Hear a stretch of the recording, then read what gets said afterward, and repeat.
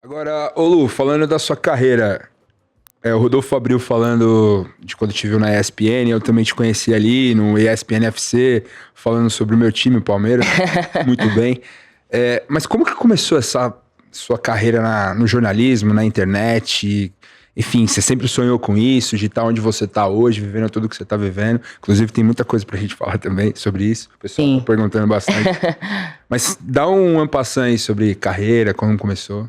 Cara, eu comecei muito cedo, assim, né? Eu era uma criança muito inquieta, eu sempre fui, na verdade. Eu cresci numa casa que o futebol era a coisa número 1 pra gente. Então, meu pai é muito doente por futebol. Muito doente pelo Palmeiras, em primeiro lugar. Então, o Palmeiras sempre foi a vida dele. Ele fez parte organizada. Eu sempre conto que, assim, pô, em 93... quando o Palmeiras ganha, nos dias dos namorados, contra o Corinthians, aquela coisa toda, o meu irmão era um bebê, né? E meu pai queria muito comemorar aquele título. Minha mãe não deixou ele ir pra Paulista, porque assim, porra, seu filho acabou de nascer. E ele tão revoltado, assim, não sabia como extravasar a energia, ele subiu em cima do capô do carro dele. Ele tava com a camisa da Coca, do Palmeiras, ele rasgou a camisa, sabe? Tipo, uma coisa bem máscula, assim, tipo, hétero no seu auge do futebol ali. E outras várias situações. Então, eu cresci nesse ambiente e eu peguei de forma muito natural. Acho que a minha relação afetiva com meu pai ela é construída por causa do futebol. E aí, meu avô, tudo era futebol, né? Na TV. Vou almoçar com meu avô, Palmeiras na TV. O que a gente faz no domingo? Vai pro Palestra Itália. Então, eu tive essa construção. E aí, na escola, eu jogava futebol com os meninos. Então, eu já entrei pra esse mundo meio cedo, assim, né? Meu irmão muito viciado, tudo. Criança... Eu lembro quando o Palmeiras perdeu o Mundial, ele tacou todas as coisas dele pela janela da nossa casa. Então, assim, eu era uma criança crescendo no meio de um bando de louco. Bando de louco não, porque pega muito mal pra quem é palmeirense, né?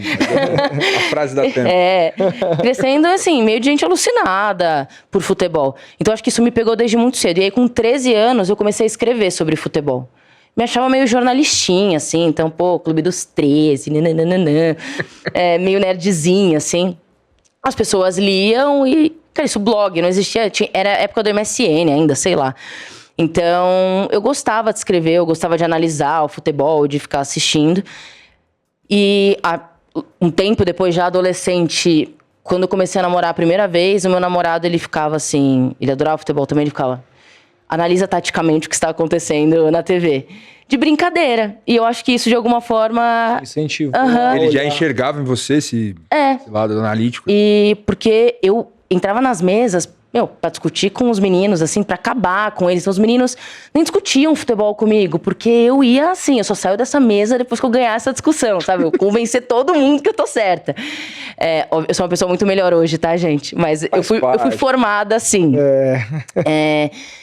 E aí, acho que quando eu tive que tomar a decisão da faculdade, né, e fazer comunicação e tudo mais, eu tive um momento ali de entender, eu queria ir pra gastronomia, que não tem nada a ver com o que eu faço. E eu decidi, de fato, fazer comunicação, continuei escrevendo, e a ESPN me descobriu escrevendo, né? Então, viram meus textos na internet, e eu comecei a escrever pro site. Do site, começaram a me colocar no bate-bola. Foi ali que eu te vi pela primeira vez. E aí foi aí que começou.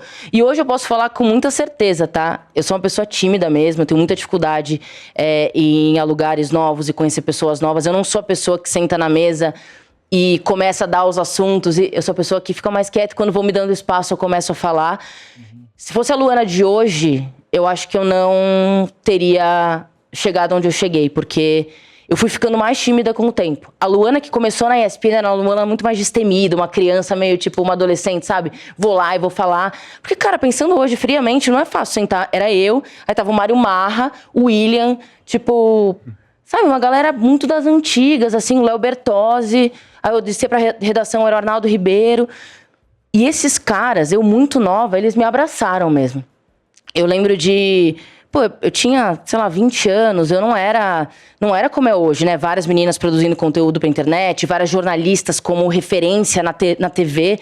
Não tinha isso. As mulheres estavam sendo um pouco escanteadas naquela época ainda.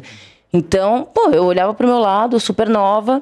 Então, eu tenho muito a agradecer, e quando eu falo desses caras que tiveram ao meu lado e me apoiaram, porque já eram caras muito importantes no jornalismo, e que seguraram minha mão mesmo, viram potencial ali e falaram, vamos junto, você é boa, vou te ajudar no que eu puder.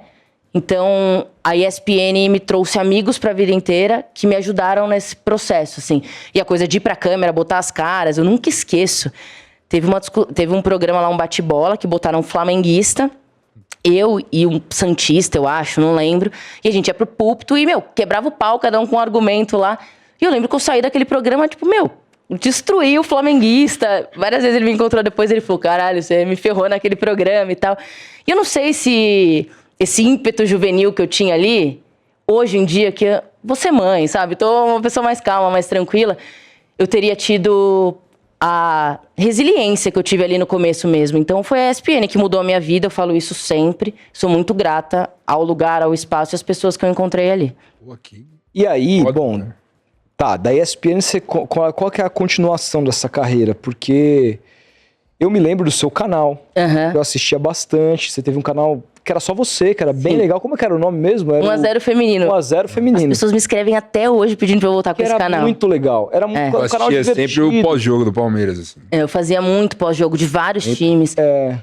Eu, nesse período de ESPN, e entendendo o movimento de uma TV grande, de uma empresa ali, e espaço para as mulheres e tudo mais, eu decidi que eu tinha que, lutar pelo meu espaço, né? Certo. Então, eu já ia aos jogos do Palmeiras, as pessoas me paravam na rua pelos meus textos e pelas participações no bate-bola. Eu falei, eu acho que eu tenho que seguir minha vontade. Abri um canal e comecei a fazer análise de jogo, pós-jogo. Às vezes eu contava história. Dependia muito do que eu fazia ali no momento. Mas, sobretudo, eu acho que tinha uma questão ali pra mim de... Esse é o espaço que eu me sinto bem. Que ninguém manda em mim, eu falo o que eu quero, do jogo que eu quero, ninguém me pauta.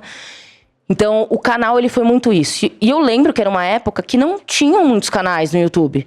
Hoje em dia, muita gente faz análise. Tem, análise mais tática, tem análise de não sei o quê. Tem vários tipos de canais, eu admiro vários, assim. E pra época, você tinha excelentes números. Muito. É assim, é isso que eu falo. Isso tem mais de 10 anos, então... Cara, tinha mais de 250 mil inscritos no canal.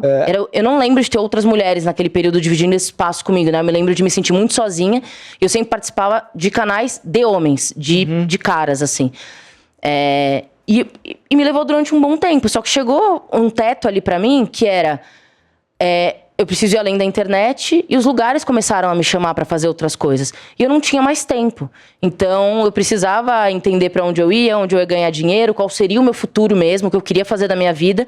E o canal foi ficando um pouco de lado. Ele tá lá até hoje pra eu poder dar uma olhada às vezes. Sempre me escrevem, falando, Ana, volta com o canal. Eu falo, gente, não dá mais, assim, não tenho mais tempo mesmo. Você sabe bem como é. Claro. Ter um canal ali, você tá lá todo dia. Mas Cara, ainda quer que eu faça um canal. Tem que fazer, faz. Acho que sempre tem espaço pra todo mundo. Mas é isso, aí o YouTube foi de fato a minha casa, assim, meu lugar pra eu me desenvolver sozinha e conseguir abrir as portas em outros lugares. Você se sente hoje ou já se sentiu uma porta-voz, assim, das mulheres dentro do jornalismo esportivo? Você sente uma responsa, assim, ou não? Cara, eu fico muito feliz quando meninas mais novas chegam e eu já cansei de ouvir, assim... Pô, fiz jornalismo por sua causa, foi assistindo muito. Foi assistindo o seu canal e eu acho muito louco que hoje em dia eu encontro com essas pessoas trabalhando. Pô, que legal. Então, tem casos muito específicos de meninas que, me param e falam assim, repórteres, tem meninas que comentam e outras coisas. Você foi a primeira pessoa que eu vi fazendo algo do tipo na internet, eu decidi fazer. Tem uma menina que hoje trabalha no futebol feminino do Palmeiras, ela é incrível, ela cuida mesmo, né, do futebol feminino do Palmeiras, ela já trabalhou no Santos, e ela fez um post recentemente, falando que o sonho dela foi realizado, de trabalhar com esporte, e ela toda vestidinha ali, com o uniforme do Palmeiras, tudo. E ela tem uma foto dela, que eu tirei, quando o Palmeiras foi campeão, ela com a medalha, e ela falou, não poderia ser mais emblemático a Luana tirar essa foto, porque eu só comecei a querer fazer parte da profissão relacionada ao futebol, porque eu acompanhava o blog dela na ESPN. Então isso é muito representativo pra mim, sabe? Tipo, cara, se eu fiz a diferença na vida de 1, 2 ou 10 pessoas... pelo menos eu estar aqui já valeu a pena, sabe?